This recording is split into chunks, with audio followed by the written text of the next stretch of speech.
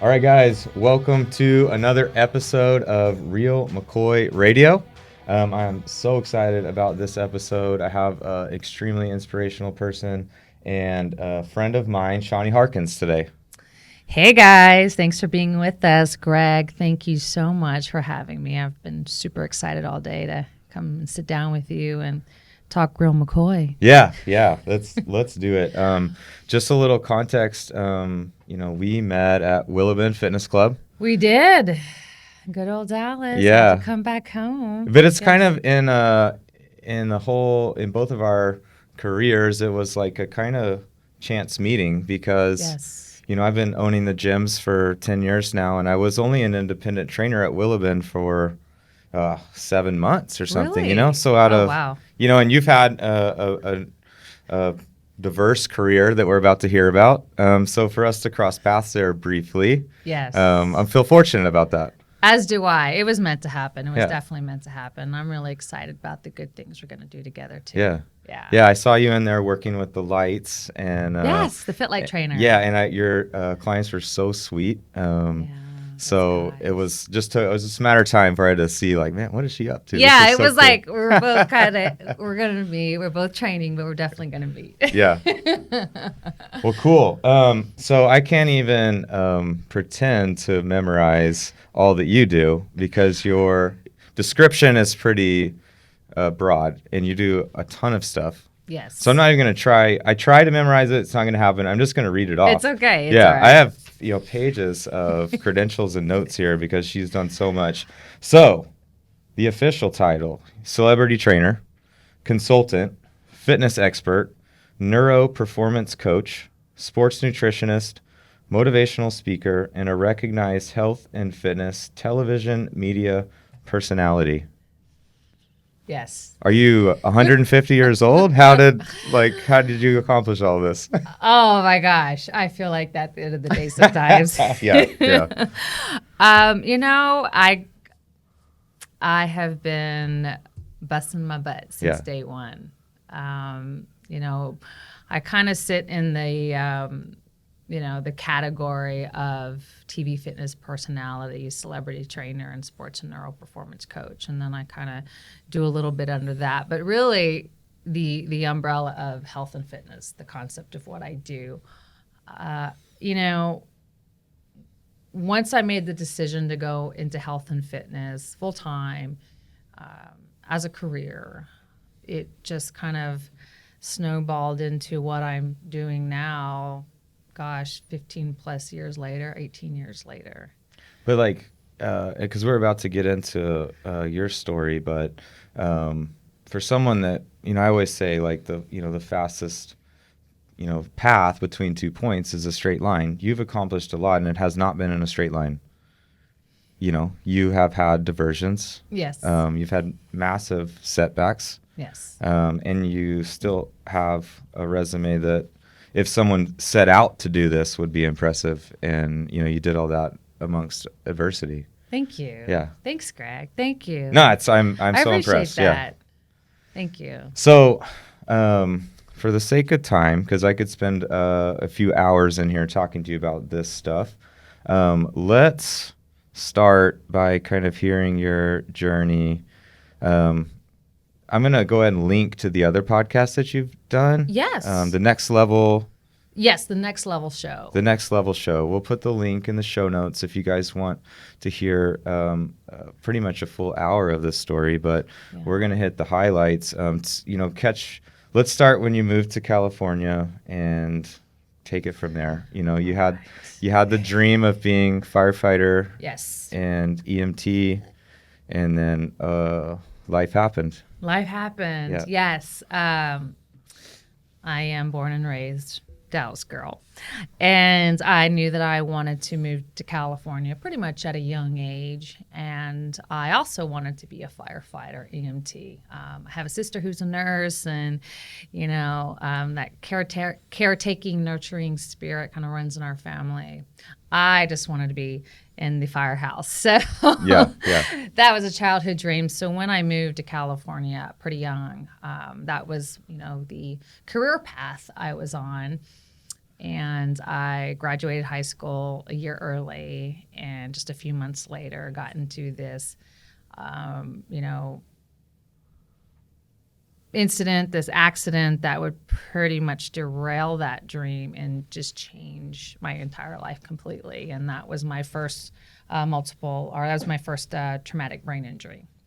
At age 18, I was hit by a Chevy Suburban head on. I was rollerblading in El Segundo, California. Beautiful day, kind of doing the norm, going outside on the rollerblades. Just being an 18-year-old girl. Just being an 18-year-old. In California. Yeah.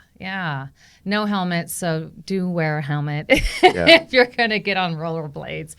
But yeah, I had a cute little apartment and was doing my thing in California. It was gorgeous summer, and I, it was not a good day. So, yeah, I was hit by a Chevy Suburban head on and ended up on life support. Was in a coma. I should say I was flatlined, was in a coma, was on life support, and my prognosis was not to make it. And that when and if I were lucky that I were to wake up, I would be quadriplegic the rest of my life. That's not a good prognosis. I mean, you woke up, thank God. I did. But that's the news you get. That's difficult news to hear. Yes. I woke up. I had amnesia. I had no idea why I was there. I was completely aphasic. And I woke up a quadriplegic. Can you define that? Yes, I had no movement in any of my extremities from the neck down. Yeah. How long did that last?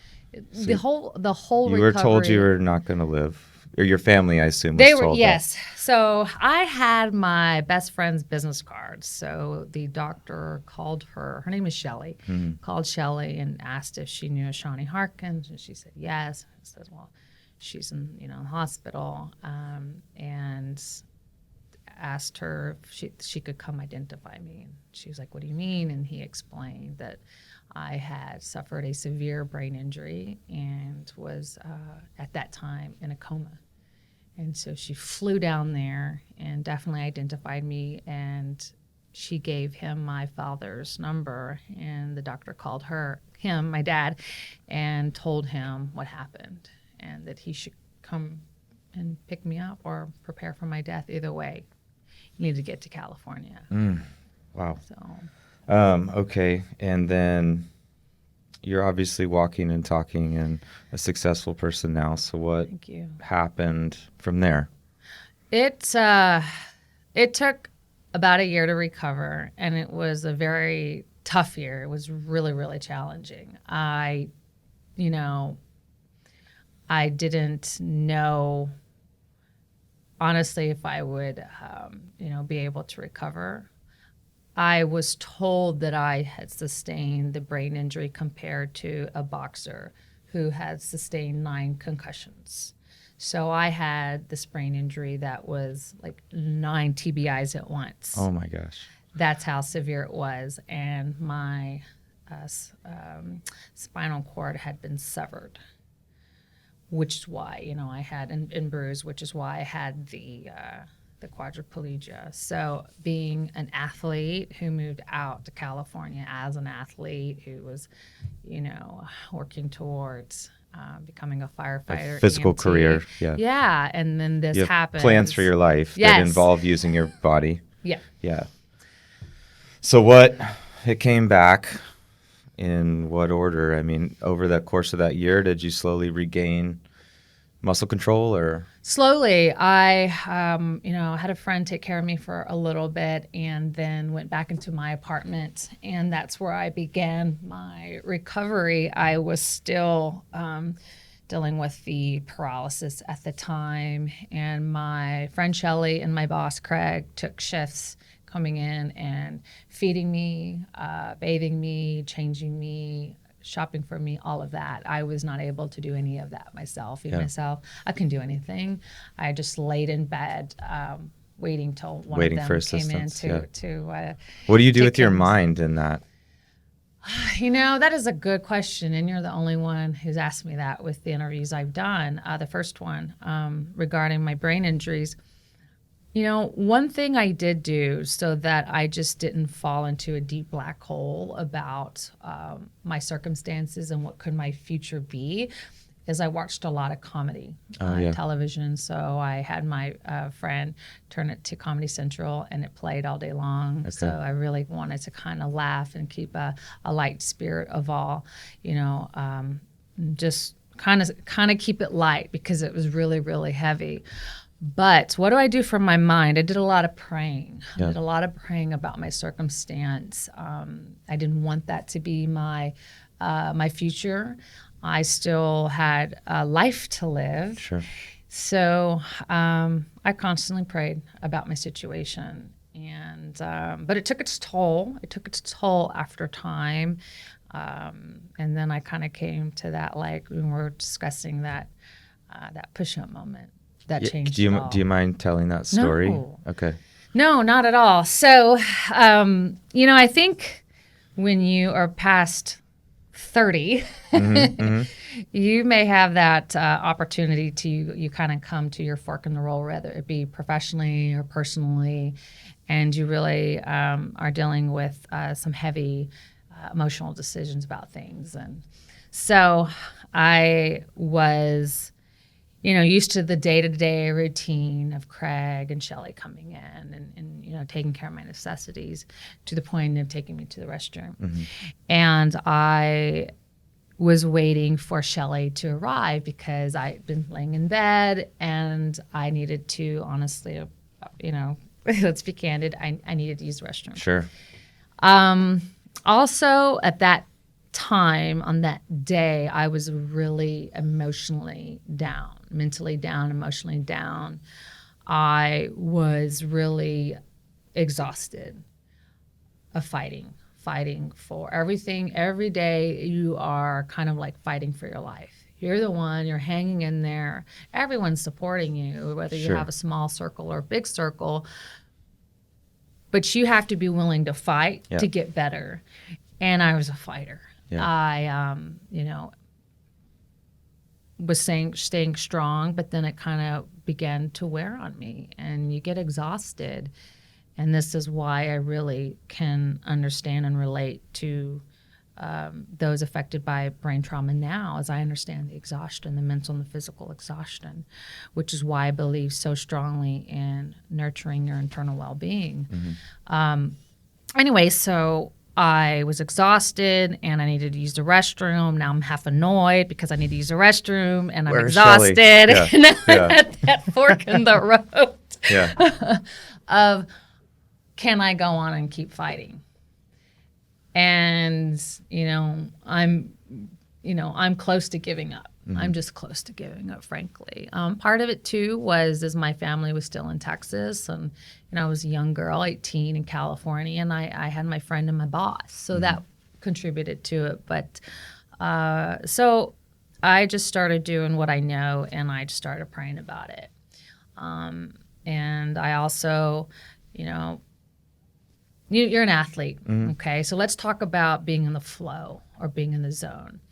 And I grew up playing basketball. What sport do you play? Yeah, football, baseball, basketball, all of them. Okay, football, basketball. Yeah. I'm an endurance runner, so I ran track and I, played basketball. I was a little point guard, a little shooter. Okay.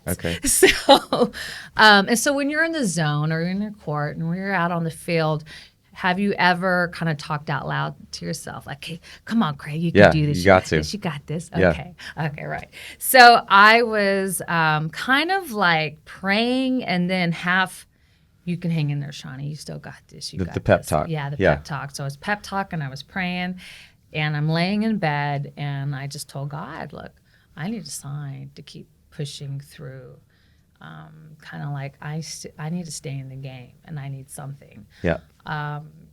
So in this moment of praying and really just looking for something deeper than me, and honestly, I was just looking for hope. Mm-hmm. I just really needed hope. I kind of gave myself this little test. and that was to do a push-up. At that time on that day, I had gained a little bit of strength and movement in my arms, my upper body, and I didn't have any movement in my legs, but in my arms I did. And that was a real breakthrough. That was a real miracle. I was very grateful. So my test was to do a push-up. And I just felt that if I could do one single push-up, then that was it. That's all I needed. Everything would be fine. Everything would be okay. And I would just keep on keeping on and push through it. If I can do this, there's hope that I can do more. Exactly. And so being an athlete, that push-up was what I wanted.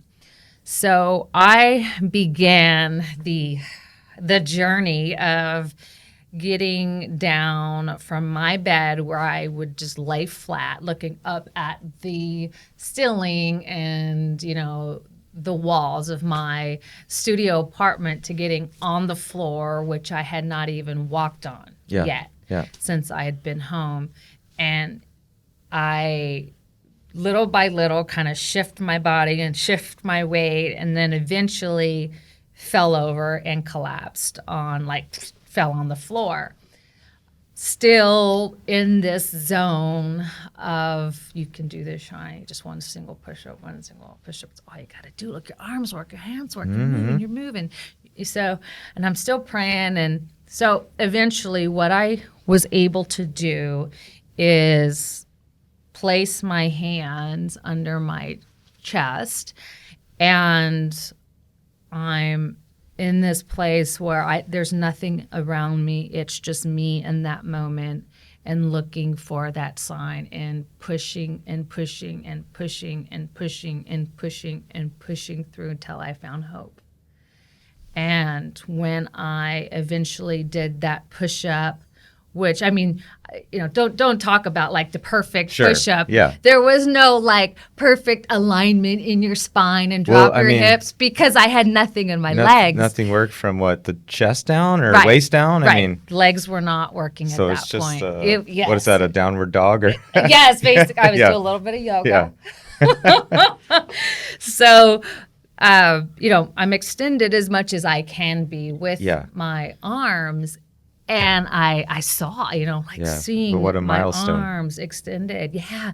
And once I realized it, and it sunk in my arms, I just fell to the floor, and I just fell to the floor crying. I was so hopeful. So I was crying because that was that one sign that I was asking God for, that I was in the zone of trying to find. I found my hope.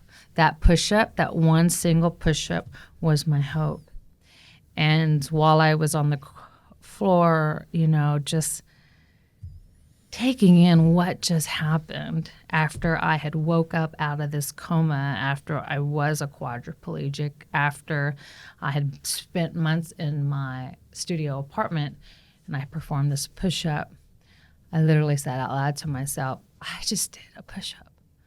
I was supposed to die and be a vegetable. And I said that at the time, vegetable, instead of quadriplegic, vegetable. I just did a push-up. Mm-hmm. I'm still going to become a firefighter. 18-year-old, I'm still going to become a firefighter. Yeah. What do I have to lose? I just did a push-up. Yeah. And that's what happened. Yeah. I did not look back. That is really what I needed to keep moving forward. And so you went from doing a push-up to becoming a firefighter? How long did that take?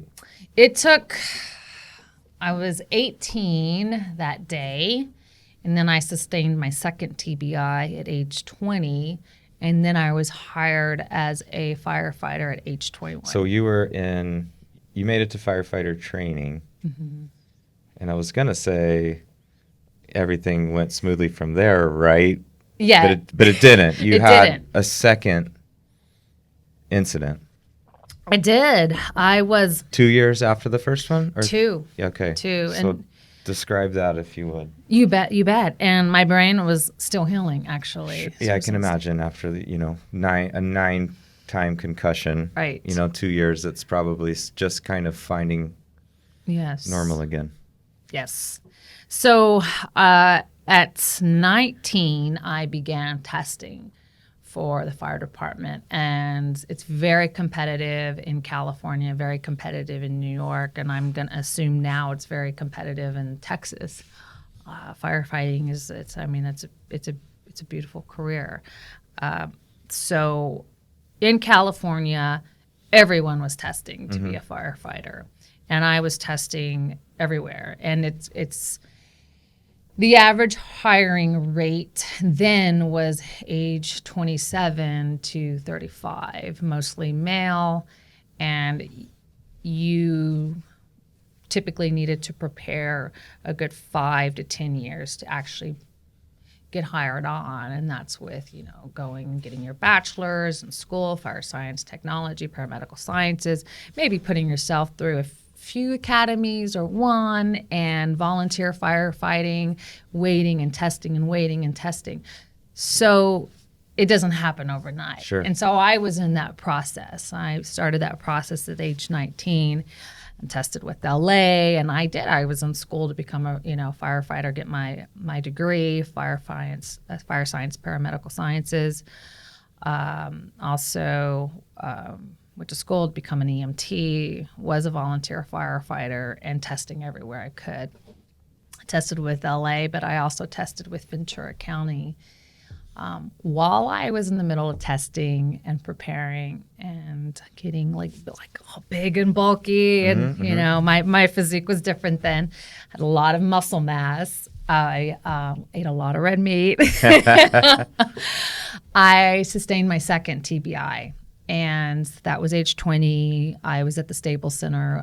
Watching a women's basketball game, the WNBA, and unfortunately I was attacked by 2 people as I walked out of the Staples Center, and I was beaten in the head into unconsciousness and sustained my second TBI. And that's so horrible. That's unimaginable to me. And what is a brain that's freshly recovered from a car accident do when it's assaulted? I mean, what was the result of that attack on you? Where did you go from there? That's a good one. That's a tough question too. It can be extremely overwhelming, and it can come with some setbacks. And I did have a setback. I had to recover physically from it. With the first TBI,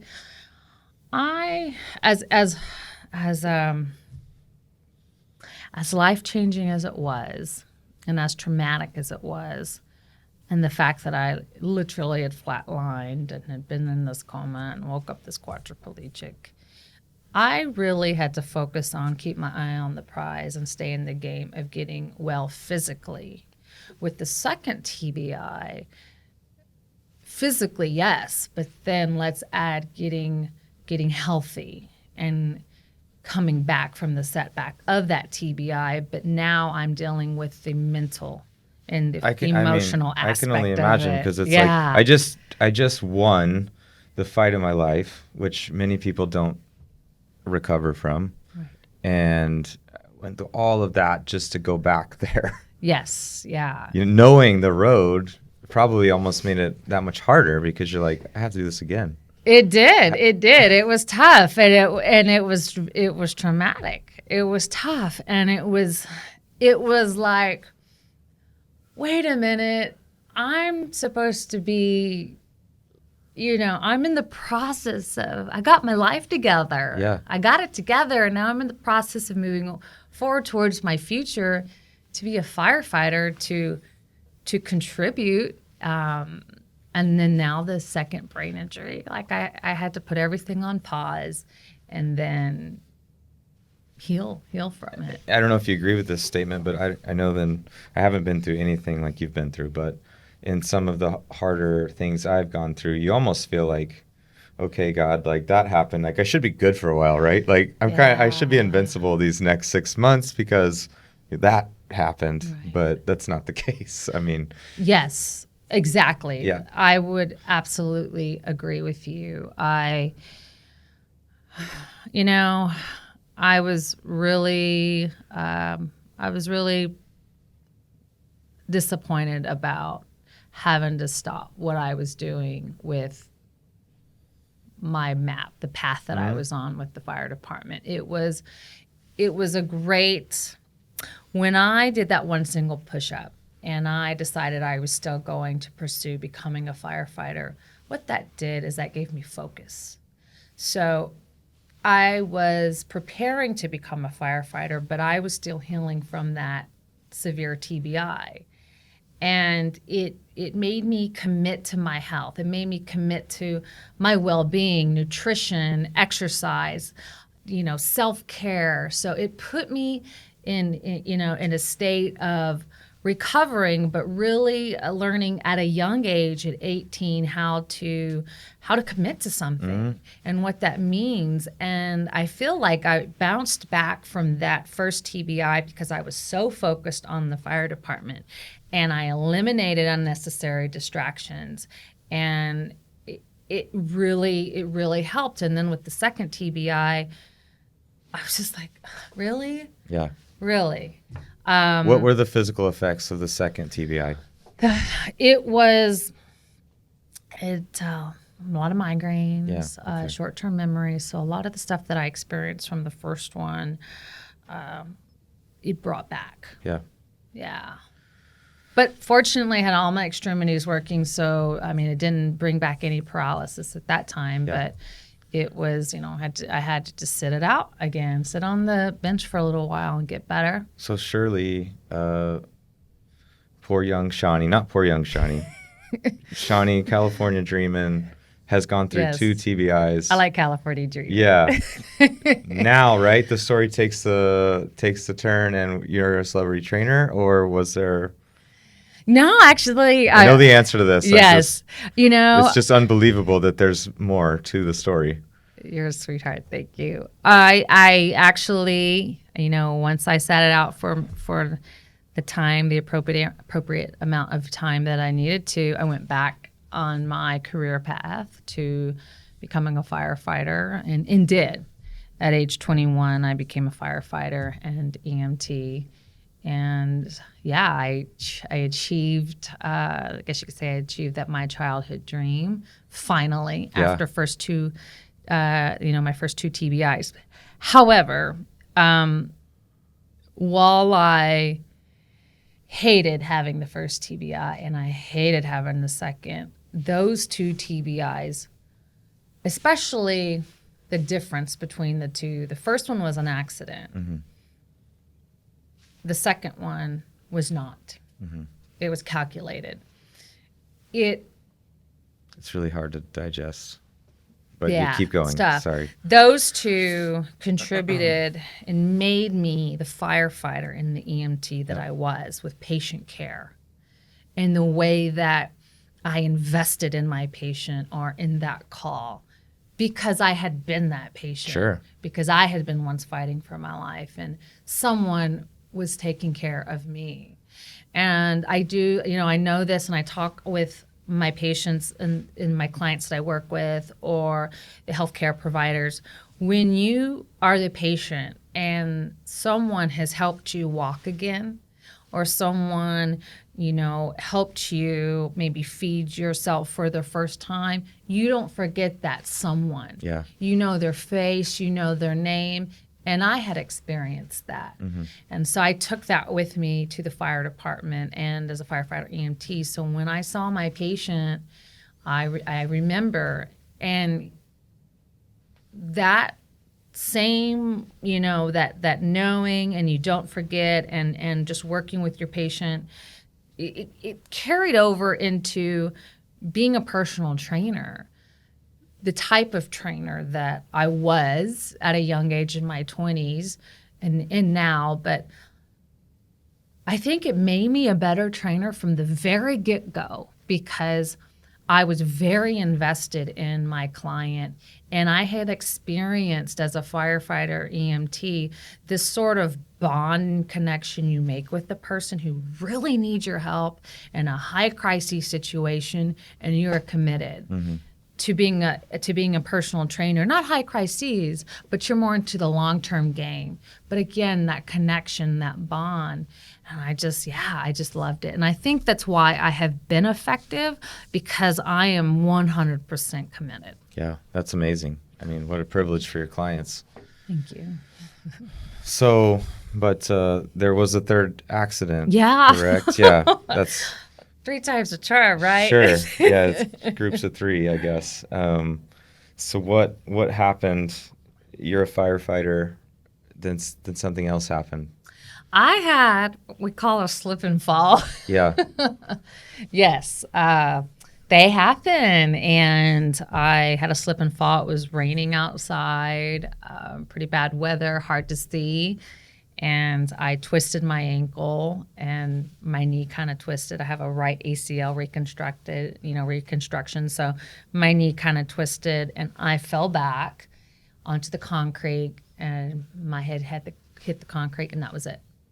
And I was told CPR was performed. I was rushed to the hospital and I was back on life support. A second time. Yes, for the second time on my 3rd TBI. Yeah. Yeah. That's unfathomable. Okay, and so your folks are told she's not going to make it again, or it's iffy, or Yeah. was it that? The 3rd time. I assume yes, like the fall was yes. that traumatic because you had already experienced. Yes. Yeah, you're right. You're right, Greg. Absolutely. Like your brain had already been through a lot, so it doesn't probably take as much as someone that hasn't had that. Yes. I was told after the first TBI by my doctor that if my head is ever struck, I had that chance that I it's kind of how I would end my life. I could pass away that way. Yeah. So I knew that, and I was careful in some ways, but then again, I'm a firefighter. Sure. So yeah, I hit my head and, from a simple fall, and I was back on life support when I woke up again. I didn't know why I was there, what happened. I was told what happened. I don't even remember the day. So I'm told it was raining and then this is what happened. Yeah. Yeah, so I had to sit it out again. And what happened to your body as a result of that? I had use of all my extremities on that one as well. Okay. Yeah. And I would love to kind of follow your story through your career. Yes. However, we're going to kind of fast track because I really want to ask you some questions to deliver some value to our listeners, because you have a lot of lessons that we can learn from. So in super speedy short, you become a personal trainer. Yes. And then you kind of find your way from trainer into the entertainment industry. Yes. Where you appeared on TV in Dubai. Is that correct? Is that your first television show? Was Yes. Showtime in the Middle East? Do I have that right? Yes. Okay. Yes. It was in Dubai. The show was called The Hydra Executives, and it was the UAE's first reality show ever. So it was kind of historical over there. Yeah. To go over there and appear on. And this was like a television business show, right? Kind of a Yes. what was Trump's old show called? Yeah, it was. You're Fired. Yeah, kind of. It was an entrepreneurial reality-based show, kind of loosely based off The Apprentice. Yeah, The Apprentice. Yeah. Yeah. And then you left that show, and then that's when you got picked up by Dr. Phil. Yes. So I represented on the Hydra Executives. I represented as an entrepreneur the health and fitness industry. And then when I was done with that show, then I came back to the U.S. and then 3 weeks later began as a celebrity trainer on the Dr. Phil show. He wrote a book called The Ultimate Weight Loss Solution. Mm-hmm. So I love it. I love it. It's creative. And this was a lot of fun, this show. Yeah. He created a series within his series called The Ultimate Weight Loss Race. So it was all fitness all the time, you know. Yeah. And it was fitness competitions all over the U.S. In fact, we even came back to Dallas, to the old Dallas Cowboys Arlington Stadium, and we're right, on the field, running everyone through obstacle courses and worked with Jay Johnson and Yeah, Dallas Jay's a Cowboy great guy. Yeah. cheerleaders there, and I was fun. Yeah. And then you have a list a mile long of TV shows and digital media and spokespersons positions you've held Yes. since then. So I'm going to kind of stop there and ask you our first question that's kind Yeah. of to give away, which would be, what advice would you give a trainer that's looking to enter the entertainment industry? It's, most trainers don't know how to do that. It's always like, I think a lot of trainers dream to be a celebrity trainer, to make it onto television, Biggest Loser, Right. one of these positions. Yes. Just like, if you don't know anything, what do you tell someone? Well, by the way, I have to tell you, I love all of your questions. Okay, great. I love them. I love them. I love them. I love them as an entrepreneur Yeah. and someone who has worked with, veteran trainers and new trainers as a consultant, assisting them with their careers. So this was perfect when I read it. I was Cool. like, yes. So the entertainment industry, I would say first thing is to do your research. Do your research about the entertainment industry, specifically to film and television. After you do your research, network. It's true. It's the people you know. You got to network. Do you want to be? Favorite networking activity? My favorite is parties. Yeah. Yeah. You meet a lot. Well, it's true. It's kind of a running joke. You'll find your next gig at a party. And I did. I was invited to parties, entertainment parties, film parties, television parties, and you go because you meet directors, producers, writers, artists, actors, and you may have something there that you can contribute that someone is in need of, or vice versa.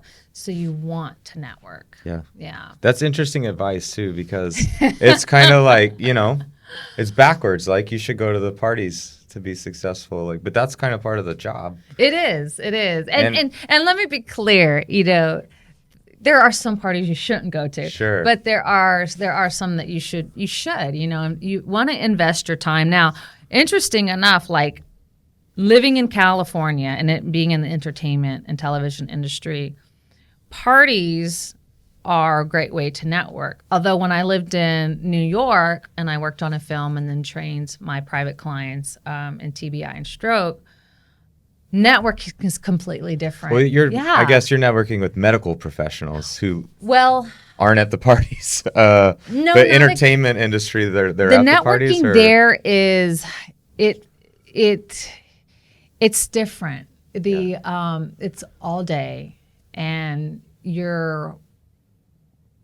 I don't know. It's kind of like, I think because New York and LA, they just have a different type of energy. Different it's culture. just, different culture. The network was different. Yeah, in California, the networking, and in my experience in the industry, was a little bit more laid back. Okay, so but your kind of takeaway tip there is that you got to know people. You got to know people to break into the entertainment industry. You do, and I would start with. As far as like where to go to network is good, but the first thing I would probably say too is identify your goal of why you are entering into the industry. What is your goal? I want to be rich and famous. Right. Do you want to be famous or do you want to contribute? Yeah. And once you know your goal, then identify your role. Mm-hmm. I first say goal then role. Is your goal to be an actor or a trainer?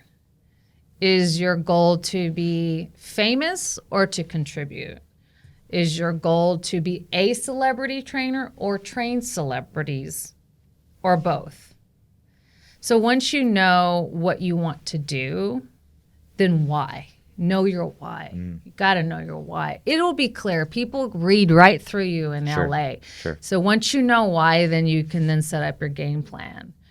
Your entire vision, know your why, know your how, and create your roadmap to get there. Yeah, that's excellent advice for anything, but Thank you. for entertainment specifically. So, okay, so in recap, you survived and overcame 3 traumatic brain injuries. You made it onto television, which you just gave us some advice for. Now you are a celebrity trainer. Did you train celebrities or both? Both.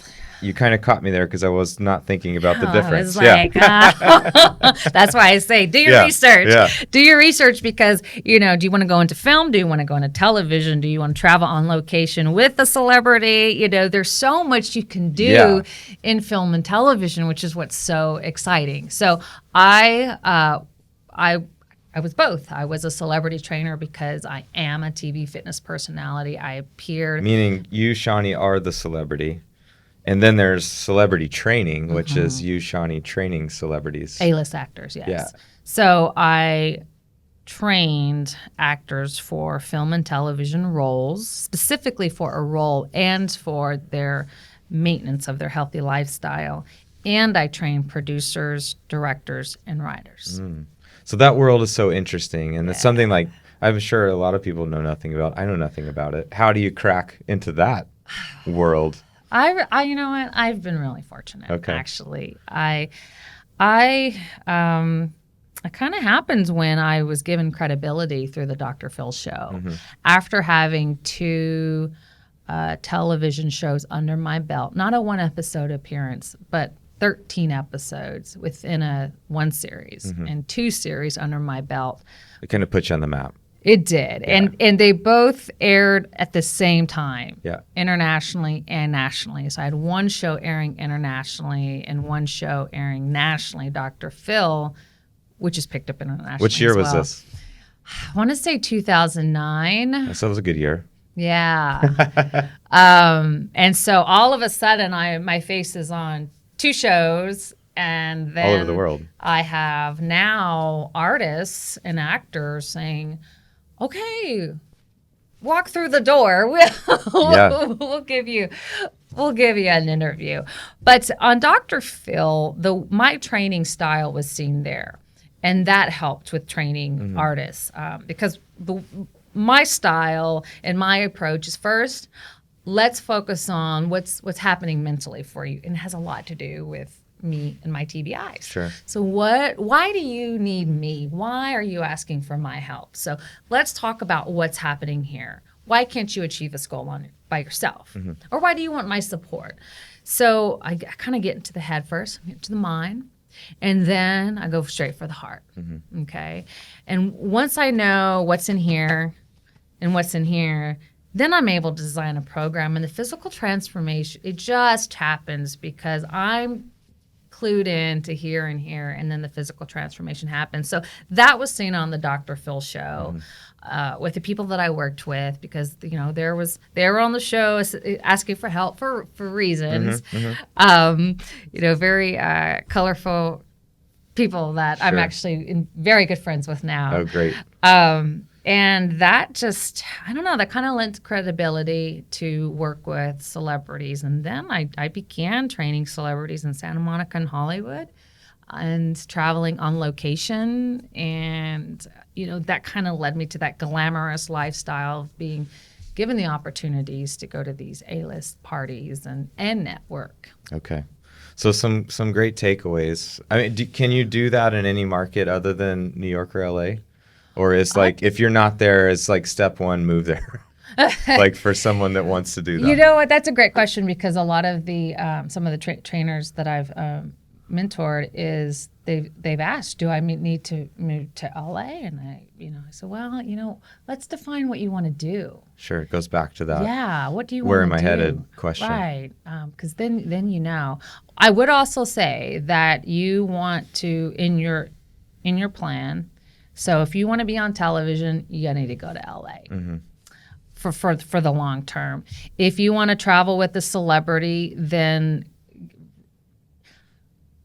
do your research. Learn about, if you really want to tap into the entertainment industry, learn about the day-to-day, the grind of a producer, a director, a writer. Learn about the grind, the real work, the real life of one of those, and the personal lives, because it's long hours, long days. It it's a kind of a. Do they show up on time to their sessions? Or do you have to go like peel them off the camera and make them do lunges? You know what? My producers, directors, writers, they show up on time. It's my artists where you have to have a little bit more leeway. But you also want to learn about their work life too. Sure. Because when you're making a career to commit to the entertainment industry, then you're making a commitment to travel, to take long days, long hours, to be away from your family, be away from your friends. Once you do your research, then you're going to need to sit and think, is this conducive to my lifestyle? Sure. Can I handle this? Yeah. And then make a game plan, set your goals, and then set your micro goals under that big game plan, because you want to make sure you stay on point, on focus, and you eliminate the distractions and the burnout. Yeah. So, I was fortunate to go from the fire department to the 2 TV series to training celebrities, and then working like with Jillian Michaels and, having my own like DVDs and videos and appearing on exercise TV and all the stuff that I did, because I knew that this was a career. And, when you want to have a career in health and fitness, you basically sign up to be an entrepreneur. Yeah. And so that's kind of where I talk about the umbrella effect. The umbrella effect is a great way to be a lifelong entrepreneur. Have I ever told you about this? No. Let's hear the umbrella theory. The umbrella effect. So this is for all my entrepreneurs listening up in the health and fitness industry. The umbrella effect, health and fitness is a concept of what I do. But a celebrity trainer is a category of what I do. Being a TV fitness personality is a category of what I do. Being a consultant is a category of what I do. Basically, my title are like little categories of the concept, right? Health and fitness. And under those categories are opportunities for success, opportunities to contribute. For instance, a consultant, then working as a brand ambassador and designing sports and fitness programs to help launch and relaunch products. For big brands that I have done. For instance, the shake weight. The shake weight, I know you want to laugh, go for it, get it out. The shake weight, when Fitness IQ came to me about their product, the shake weight, I was like, what are you pitching to me? Yeah. So wanting to have me relaunch their product that already made millions. Tana did a photo shoot with the shake weight guy. Did she? Yeah. Right. Yeah, Good she for her. met him at maybe awesome. Metroplex Long Beach or something. Oh, he's an interesting guy, isn't he? Yeah. I forget where he's from. He's from South Africa, I think. Yeah, something. Don't quote me on that. Yeah. So I when they asked me if I would consider relaunching that product, I said, yeah, but you got to let me do it my way. And that's as a personal trainer. So it's got to incorporate, this education of fitness. Yeah. And they let me run with it. And so then we launched our shake weight classes, and we launched it at Santa Monica and Hollywood at Easton Gym in Santa Monica, famous Hollywood boxing gym in Hollywood, and launched the programs. And then before I knew it, I was writing accreditation certificates that NASM, National Academy of Sports Medicine, and ACE gave their seal of approval as actual certificates, continued education. So then now I'm going from consultant to relaunching a very well-known product to now creating an actual certification. So that's kind of like under the umbrella of what I do. So now you will find, and when we talk, and what's kind of here is I have my hands on a little bit of everything under health and fitness. You're opportunist. I mean, would you have to be if you're an entrepreneur? You're whatever you're working on is going to lead to your next opportunity, and that's kind of what you've done. Exactly. Everything you've accomplished has led to something else. Yes. And so, for sure, people listening, that's like kind of message, like you have to stay hungry and keep your eyes open. Yes. And you probably have to yes. try stuff that's not going to work. Yeah, and sometimes you fall, sometimes you fail, sometimes maybe that wasn't that, maybe that's not what I'm supposed to be doing. Yeah. And I had that moment. Maybe that's not what I'm supposed to be doing. And I want to backtrack because I just remembered a pretty important fact. Wasn't part of how you got noticed for your first TV gig because you were writing articles in the paper? Yeah. Yes. I mean, so if that's not like the story of like, Yes. do your blog post, do your, do all the little stuff because you're a phone call away from. You are literally a phone call away, because I received a phone call from my mentor. Oh, yeah, this is a funny story. Yeah. I have mentors too. I received a call from who is now a very dear friend and my mentor. She's a casting director, Beverly Pomeratz. And it was Christmas Eve. I was at the Gap. I was last minute Christmas shopping. And I was eating a taco on the go shopping. And sounds like a great Christmas Eve. Tacos at the Gap. Yeah. And my phone rings and I answer it. And she asked if this was Shawnee. I said, yeah, this is her. Long story short, she asked me if I wanted to be on a TV show representing health and fitness. And I was perfect for it. And I was like, what? I was so caught off guard. And so she pitched it to me. And I said, no, thank you. I'm not interested, but I appreciate it. I let her go. I'm going to get back to my taco and buying sweaters. And she says, no, wait a minute. I just pitched a TV show to you, and you're saying, no, you have to come in. I have to meet you. Yeah. So it took some twisting. But, yeah, I did. I went on the show. But she found me originally through – I wrote articles, had a column in one of the newspapers in Long Beach, California, and she found it online. And, establish your credibility. If you're looking to break into the entertainment industry, then you need to be seen. Yeah. You need to be seen. Your work needs to be seen. Establish credibility. Keep your certifications up. Self-care, health and wellness. Absolutely. Yeah. I mean, that's a cool story in and of itself. Okay, so moving along here, because your development as a trainer isn't done. I mean, to kind of what you're working on now, which is a program called Neuro State of Mind. Give us a brief description of that, and then the question would be, just tell us about Neuro State of Mind briefly, if you would. Yeah. So, Neuro State of Mind is what I have been waiting to launch for 11 years. Neuro State of Mind, the entire program is called Neuro State of Mind Traumatic Brain Injury and Stroke Fitness Program. So 11 years ago, I began developing my program working with the neuro community. Anyone who has sustained any sort of brain trauma. Being a multiple TBI survivor, I have been there. I know what it's like. I've experienced different ways to sustain a TBI. And I've also work in professional sports. So I've also worked with professional teams and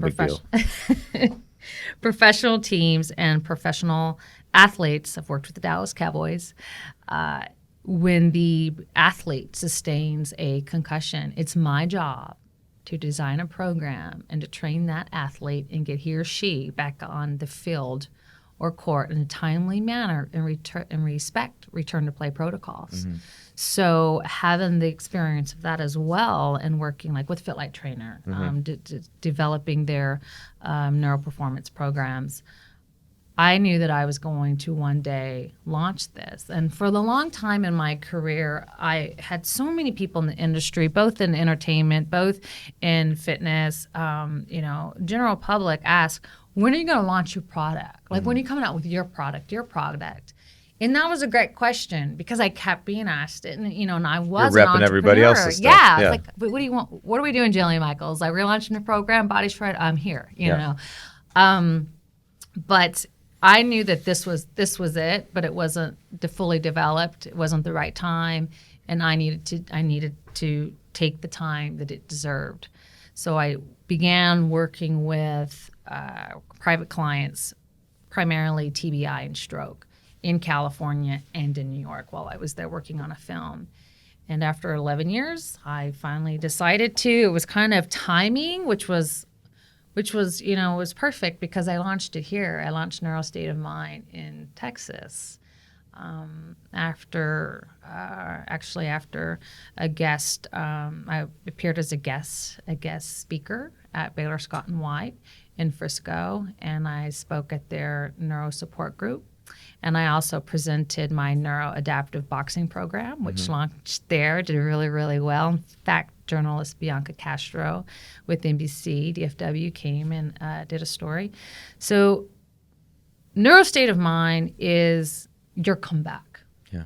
It's your way as a TBI individual neuro in the neuro community. I've worked with, right now I have a patient who anoxic brain injury. I work with epilepsy, brain tumor, several. This is a program for someone that's had traumatic brain injury. Could be a stroke or accident, and then they come into your program, and then through fitness and activities, you help them recover. Yes, basically yes. And then the vision, from what I understand, is that other trainers are going to be able to get certified to be able to deliver this program across it's global the world. Okay. Yeah. That's a pretty big market. Yeah, that's pretty cool. That's a big vision. Thank you. Neuro State of Mind is really a safe way to come back in regards to your health and wellness, and it's based off a 4-pillar program, and I incorporate fitness, nutrition, regeneration, spiritual wellness. We have our neuroadaptive sports, neuroadaptive boxing, neuroadaptive rowing, neuroadaptive fencing. I actually host an event in LA this year with Team USA, US Rowing, their Olympic and Paralympic team. It's good, and I've written a certification before, but I'm actually working on the Neuro State of Mind certification. I'm gonna get certified. Hello, for sure. Yeah, definitely. I need you to run Texas for me when I go back to LA. So working with individual clients has been amazing, and my vision, I say as an entrepreneur, you need to know what your vision is. And my vision has always been, even though, being a firefighter and being in the entertainment industry and appearing on shows, my vision the entire time, Greg, was to unify healthcare and the fitness industry. I just wanted to see fitness in hospitals as a way to recover, as a way to rehabilitate, because it had not been. And I had been in those inpatient hospitals and setting, and speech, OT, PT, all that's essential. You got to have it. Yeah. But you need fitness as well, and so that's what Neuro State of Mind is. It's about bringing fitness to you at the acute level in the hospital and following you through all your levels of 5 levels of care, recovery and rehab. So it's a perfect continuum, and you're learning why a healthy lifestyle is actually going to help you come back quicker and shorten your recovery time. And I could go on and on It's and on. Fitness as medicine. Tell me if this quote resonates with you. Okay. This is my favorite quote. It's on my business cards. Your vocation in life is where your greatest passion meets the world's greatest need. Yes. It totally does. It's like listening to you describe Read it again that for me. vision. Listening to you describe that is like you have this huge passion, and then there's this great need, a need that you had at one time, and you're using that passion to solve that problem. And it's like that's just your job here. Yes, thank you. I love your quote. I didn't say that. That was Frederick Buechner. Okay. I don't know love it. I don't know much about I'm big Frederick, on but the quotes. quote's great. I love it. I love it because one of my, a piece of advice that I give, I like to lend is, when we talk about what you're going to launch or what are your products or how do you live that meaningful lifestyle in health and fitness full time and be successful at it. When you can match your passion and your purpose, and you can align the two, then you have your product. Yeah. And that's what finally happened. Finally clicked for you. Yeah, finally, yeah. So let me ask you this question now that we kind of know Neuro State of Mind. So you found something that was important to you, but there was also a need for it, which is, I think, what everybody strives for. How do you give what advice do you have for someone that's looking for their alignment, I don't know if it's seeking their purpose or what? Do you just have to find that through time, or is there a strategy? I think both. Yeah. I think both. Well, one time, because then you've kind of dipped your toe in maybe in film, or you've dipped your toe in creating content, or you've dipped your toe in going out on location and working for a celebrity. But I think once you've spent time in the fitness industry or the entertainment, I say, when people ask me, what do you do? I says, I'm in the entertainment industry, but I'm in health and fitness, or I'm in entertainment and I'm in the sports industry under health and fitness. I'm not an actress. I've never wanted to be an actress. Just want to be Shawnee Jean and contribute. Yeah. Jean's my middle name. It's very country, I know. So I would, I would venture to say, if you want to contribute, serve a need, I think be bold. Be willing to be bold, and be willing to take risks. Be a calculated risk taker. I'm a calculated risk taker. I think all entrepreneurs kind of are. Yeah.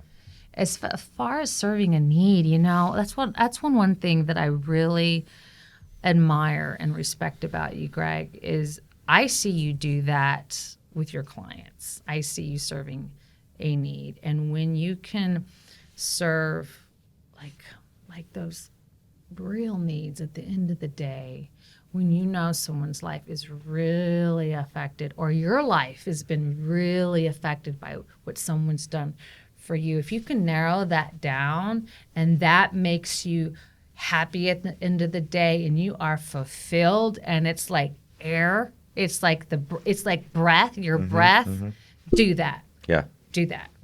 Find a way to do it. Make a plan. And take some risks. To do that. And get a mentor.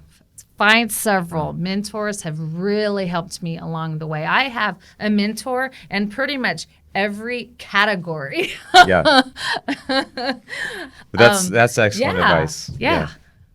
Kind of last question, and we've been dancing around this question a little bit. So, many trainers that I talk to, owning gyms for this long, I get a lot of trainers that want to be trainers. Yeah. Like they're in a position punching the clock. They have a sales job, or like they have this tremendous passion for fitness, but they just are afraid to rely on that to pay their bills or to be successful. So you're someone that has done that. I mean, you've relied on fitness to pay your bills and had success. What do you tell those people that want to do what we're doing, that want fitness, their passion for fitness to be their livelihood? That's a great question. It's a hard one to answer. That's like a broad question, and we've kind of been answering it, but any kind of parting advice for those people?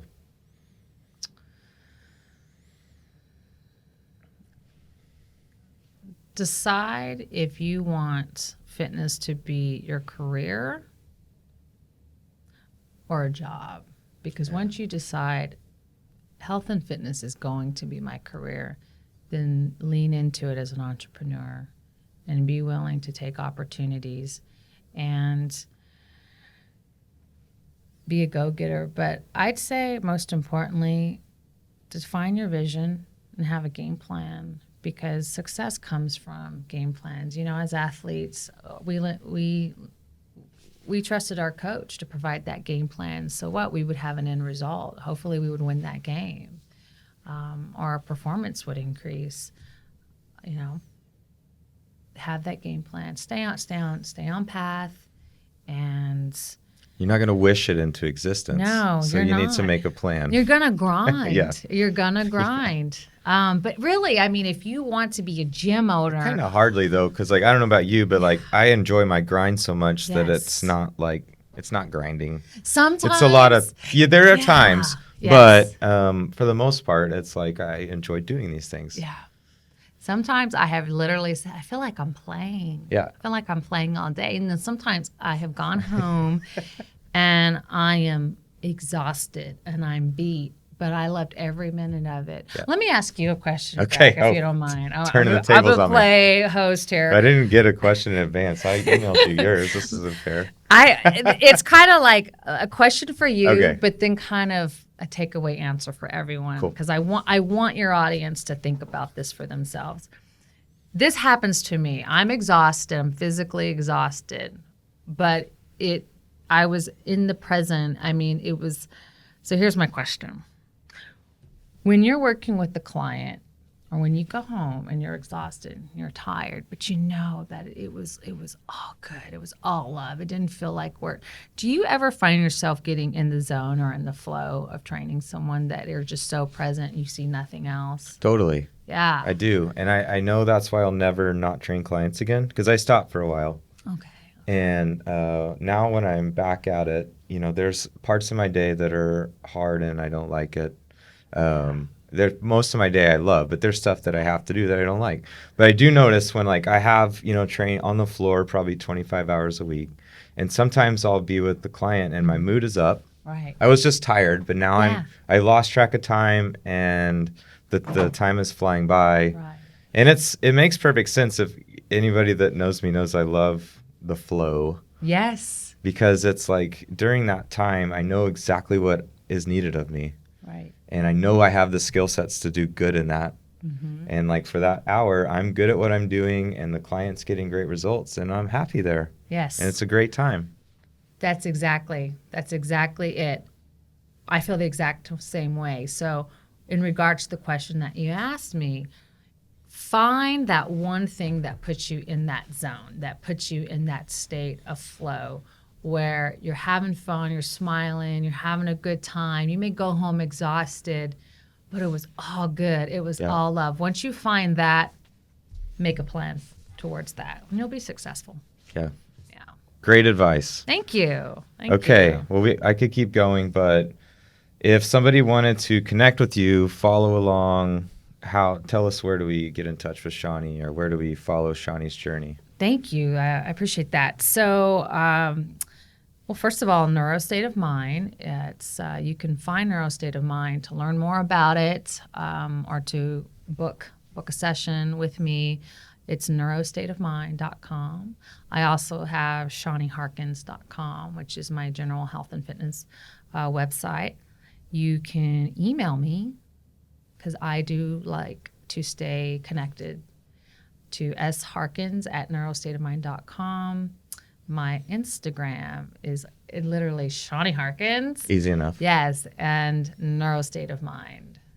Social's the same thing, just Shawnee Harkins, and you'll find me on Facebook or Twitter. So we're on the gram, we're on Facebook, Yeah, on the we're gram, on Twitter, we got the yeah. websites. You're easy to find. I'm easy to find. Yeah. Cool. Well, everybody, I hope you enjoyed listening to Shawnee as much as I enjoyed the interview. Thank you. Go follow her online. She's doing incredible things. And yeah, thank you, Shawnee, for your time. You're a magnificent host, by the way. Thank you. I loved being on your show. Cool. And I love what you're doing for the health and fitness industry. Oh, wait, we You're have doing an good event things. we're doing together. Hello, Shoot. we do. I almost forgot, too. Yeah. Do we have a date? I think we're We do. loosely September 28th. It is confirmed. All right. It's confirmed. Yes. This is actually a pretty big deal. So I'm glad you remembered host McCoy.